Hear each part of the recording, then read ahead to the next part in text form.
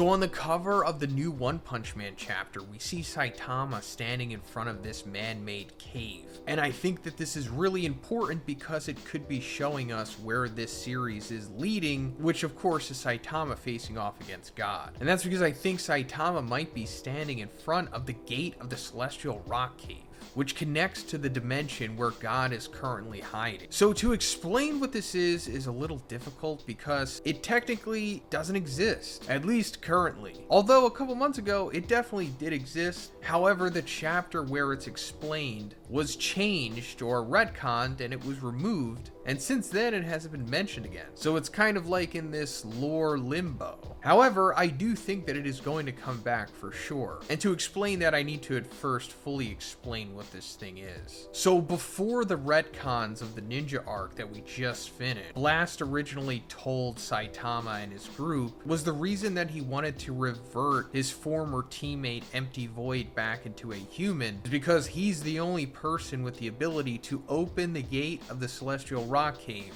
that connects to the dimension where God hides. That's why we see Blast running these experiments in the Hero Association on the martial artists turned monsters from the tournament. We still see him doing that in the current continuity. However, he hasn't mentioned the reason why he is truly doing it yet, with trying to harness the ability to open the gate of the Celestial Rock Cave. So if Saitama is standing in front of it, that means that it will eventually come back into play. But of course, there's a chance that this isn't that and it's just something else. If it's not the gate of the Celestial Rock Cave, then it's something else that is tied to God for sure. And then finally, I think there's like a little Easter egg here, because if we look off to the left of Saitama, I think that's the shadow of God standing over him, meaning that Saitama is technically looking up at God. Now let me also mention that this isn't like a canonical sequence. It hasn't happened yet. It could be a glimpse into the future, but I more so think that this is just a stagnant view of what could be or what is to come. So yeah, I don't think this is like a coincidence. That's definitely like a shadow and it's supposed to represent God because like I said, it's hinting towards the final battle of the series. But anyway, on to the chapter itself, because it's picking up from the end of the previous where we saw Suiryu in this light scuffle against Mars, Leo, and Coco, two Neo Leader candidates. And he winds up knocking Coco into a new Neo Leader being revealed here by the name of A.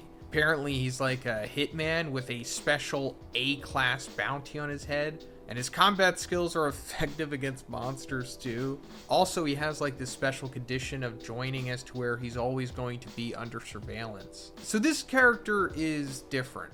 He clearly looks like he is evil, and he most likely is. It also seems like he's maybe achieving the bare minimum to become a Neo Leader here, since he has a quote-unquote special A-class bounty. I don't know, special A-class, is that like above A-class, not quite S-class? Because I'm pretty sure Sonic has an S-class bounty, right? And if Puri Puri Prisoner wasn't an S-class hero, he for sure would have one as well. So the fact that they're just not outright saying that he has an S-class bounty is probably one trying to tell us how strong this guy is. Just taking a guess. And like I said, he looks evil. He's probably going to be one of the Neo Leaders that doesn't turn good at the end of the arc and winds up having to fight against one of the S-class heroes or something. Similar to what we were talking about with Ryumon. But this guy essentially joined the Neo Heroes to escape being arrested, and they're like going along with it too, saying that like they could show how they changed him into a role model. But going further into the chapter, we see that Child Emperor figures out where the Neo Heroes are getting all their money from. So he figures it's from at least 3 different sources. Money laundering from illegal transactions of criminal organizations, such as coming from Ryumon. He's kind of like a Yakuza type guy here. Then we have tax evasion cover-ups for wealthy individuals and religious leaders, which is hilarious. That's referring to Infelsinave and Zaditz. And then human experimentation on heroes and the marketing of its results, referring to Webigaza, who's like a big pop star, being turned into a cyborg, and then all of the publicity that got.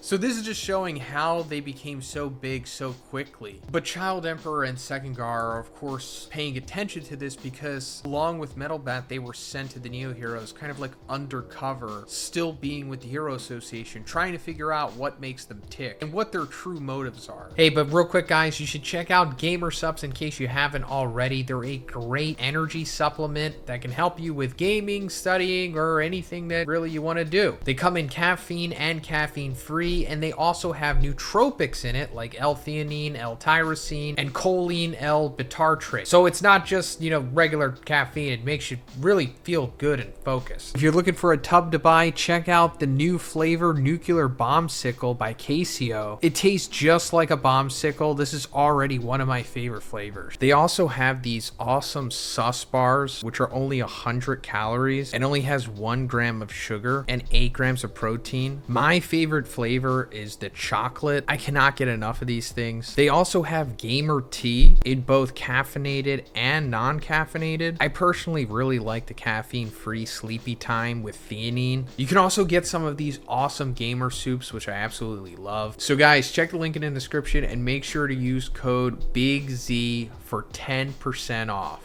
Thanks, guys. Then we have this pretty cool sequence where Darkshine is talking to Second Guard, Child Emperor, and Metal Bat. And here's where it's fully being confirmed that he's retiring and just being a full-time trainer. I think I mentioned this like 2 or 3 chapters ago, and I thought that he already said it, but I guess he didn't. So I'm sorry if I spoiled anyone, but yeah, he's like fully retired now due to the PTSD that he received from the Monster Association War. And Second Guard and Metal Bat are supportive to Darkshine, of course, but Child Emperor is more so cold to him, saying that like, how can someone who became a traitor because they lost confidence really guide others with such a weak mindset? Now, I don't know if this is Child Emperor like playing the part of Wild Emperor, like being undercover for the other Neo leaders and McCoy to see, or if this is truly how he feels. But Metal Bat continues to support him. He's like, look, I can't really express things that great because, I'm like an idiot bancho, but I think the real you has a presence that puts people at ease.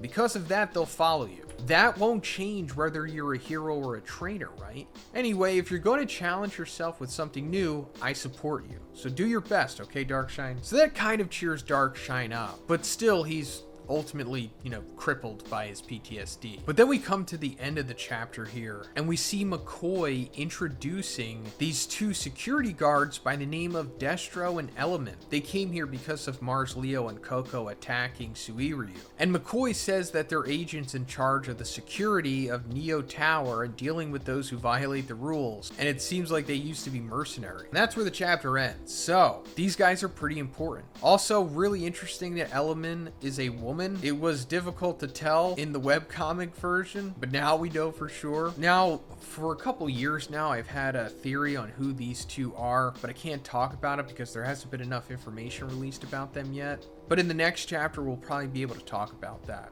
But I'll just say that, first of all, they're presented as being pretty strong if they are the security of Neo Tower and dealing with those who violate the rules, meeting like Neo Leader candidates and the Neo Leaders themselves, I suppose, right? And they used to be mercenaries. So yeah, if you're not familiar with these 2, let me know if you have any theories about them in the comments, or if you do know, just let me know what you think about their manga counterparts. So that's pretty much it for this one, guys. Let me know what you thought about it in the comments, and if you liked it, please give it a like and please subscribe if you haven't already. Have a great day, and I'll see you in the next one.